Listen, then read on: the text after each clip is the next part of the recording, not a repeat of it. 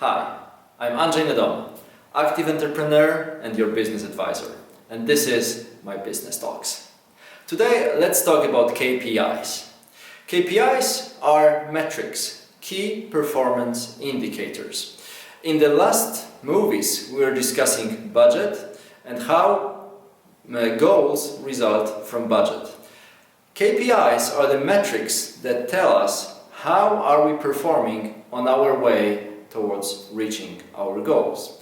So with KPIs, we measure how our goals are being realized over the time. So this is a very important element in our business controls, in our operational control, because it will tell us, are we on our path towards realizing the goal, or are we behind the plan?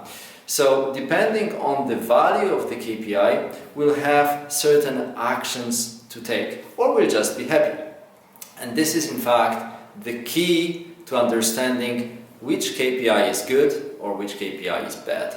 We said, depending on the value of the KPI, we'll take specific actions, we'll take specific decisions. So a good KPI, first of all, has to be strictly related to a goal, because it describes our way towards realizing this goal.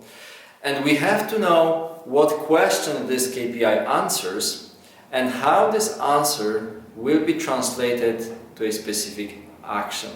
How this value of the KPI will be used to trigger a specific decision. So this is very important. If we do not know how a KPI is related to decisions resulting from this, well, we might be in two situations.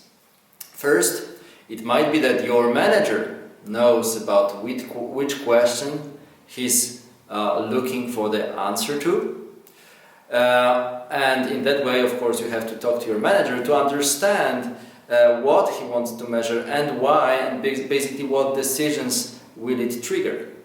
Otherwise, if we do not know what decision will result from the KPI, or this is not strictly linked to the goal, well, maybe this KPI indeed is not useful, is not necessary. Okay, so in order to have proper KPIs, we need to be sure that with this set of metrics, we measure how we are progressing towards each of the individual goals, each of the team goals, each of the company goals. And then, of course, we need to monitor the value of this KPI. And here we come to another very important element.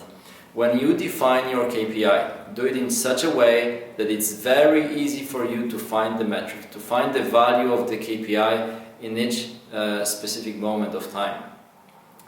It shouldn't take you a lot of effort to calculate this. The best KPIs are those that result directly from some reporting tool that you use, or management tool, or BI, business intelligence tool. Those are the tools that will feed you with this information, because you would like to monitor the value of this not only monthly, but probably weekly, if not daily, if not many times a day. So what this KPI might be? In previous films, we're taking the example of sales. So if we want to measure how our sales team is progressing towards the goal, which might be the sales target, we'll of course want to know, okay, so what's the sales value today? What's the total sales value from the beginning of the month till today? Or what's the sales value per person? And in that way, we'll be able to calculate, are we on track? Are we going to hit the target by the end of week, month, or year, or not? If not, of course, we have to take specific measures to improve this situation. One more thing that I wanted to share with you. It might be that depending on the situation, depending on the value of the KPI that we are measuring, and how it reflects our proper execution of the goal, we will define different KPIs. Because as we say, if you are on track with reaching your goals, you're basically measuring the progress of results. But if you are behind the plan with your results, you'll probably have to look into the process and understand what's happening in the process. So rather than only measuring the total sales generated by a salesperson or a team, will implement some KPIs related to the process of selling. So it may be how many sales calls have you done today or a given day? How many new contacts have you initiated in the given period of time? What's your conversion rate from lead to opportunity? What's your conversion rate from opportunity to paying clients?